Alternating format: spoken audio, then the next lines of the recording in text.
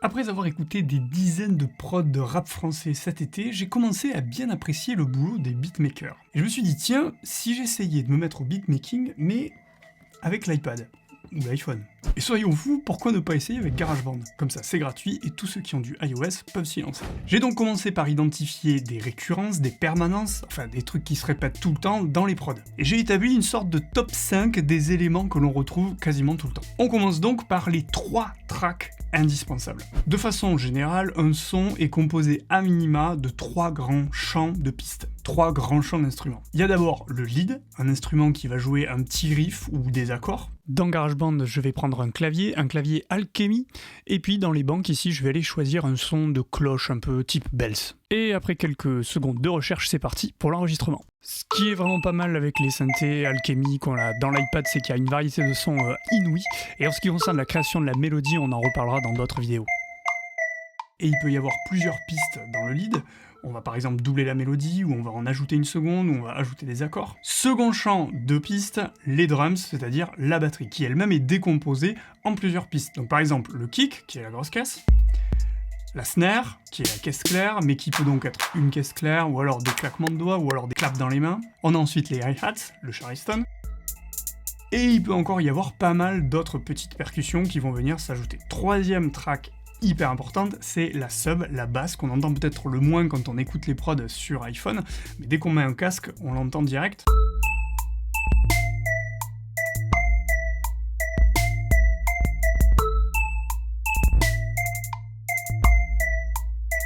Ces 3 couches, ces ensembles de tracks, de pistes sont donc les éléments essentiels de toute prod. Des fois il y a donc plus de pistes, d'autres fois il y en a moins. Bon, pour l'instant, avec GarageBand on s'en sort pas trop mal, mais on va voir ce que ça donne avec le rythme des drums. Il y a plusieurs types de rythmes qui reviennent tout le temps et j'en ai répertorié 3 grands genres. Le premier, c'est le fameux boom chak, hérité de toute la musique européenne avant le rap. Le second, c'est la même chose, sauf que quand on rajoute le hi-hat, en fait, il y a une différence de division. Quand je mets le hi-hat sur le premier rythme, qu'on va appeler binaire, ça fait comme ça. Quand je mets la division ternaire, ça fait comme ça.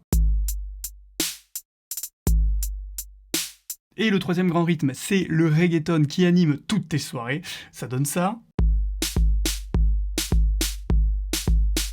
Je te mets en description une vidéo du copain Salut les mélomanes qui explique toute l'origine du reggaeton si ça t'intéresse. Et donc voilà à peu près ces 3 grands rythmes qu'on va développer dans d'autres vidéos, mais là ça te donne quand même un aperçu, et surtout on voit qu'on peut le faire sur GarageBand. Troisième grand point, c'est le son, et là ça va être un petit peu plus compliqué parce que c'est très subjectif, c'est-à-dire très personnel, et ça devient aussi un petit peu plus technique sur l'iPad. En fait on peut pas prendre des sons au pif, on peut pas prendre une batterie comme ça random sur l'iPad, on peut pas prendre une basse, une sub comme ça random, il y a vraiment toute une codification sonore qu'on retrouve dans les prods. En fait, la quasi-totalité des sons proviennent de dérivés de la boîte à rythme de Roland sortie dans les années 80, la TR-808. En fait, les beatmakers vont triturer les sons de cette boîte à rythme pour en fait se les rendre totalement personnels et aussi rentrer dans un style un petit peu rap qu'on entend aujourd'hui. Pour cela, ils utilisent des équaliseurs, des compresseurs, des exciteurs, de la distorsion et j'en passe. D'ailleurs, on entend ça tellement dans les prods aujourd'hui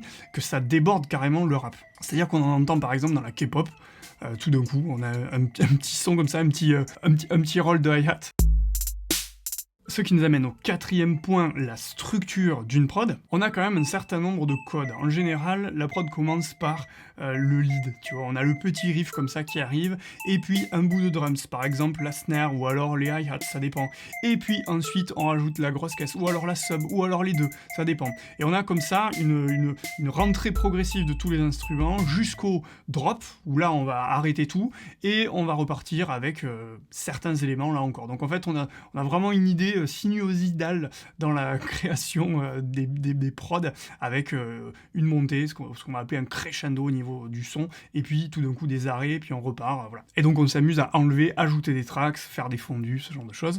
Et ça nous amène au 6e point, qui aurait pu être aussi dans le début, hein, mais bon, tant pis, ce sont les effets. Parce qu'en effet, il y a trop d'effets là. Il est nécessaire, en fait, de rendre personnel, encore une fois, de vraiment triturer un son pour qu'il sonne exactement comme on a envie qu'il sonne, et surtout qu'il sonne pas forcément comme les autres. Donc on va prendre le lead qu'on avait depuis le départ, rajouter de la reverb, du délai,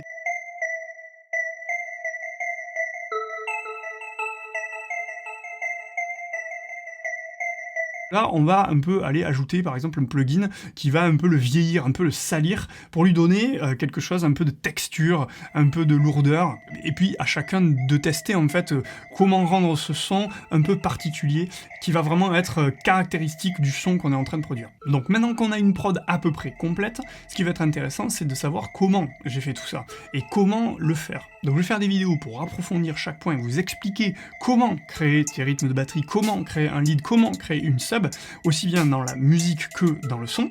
Donc c'est pour ça qu'il faut vous abonner, mettre la cloche, et si ça vous a plu, vous connaissez le truc, et je vous dis à bientôt.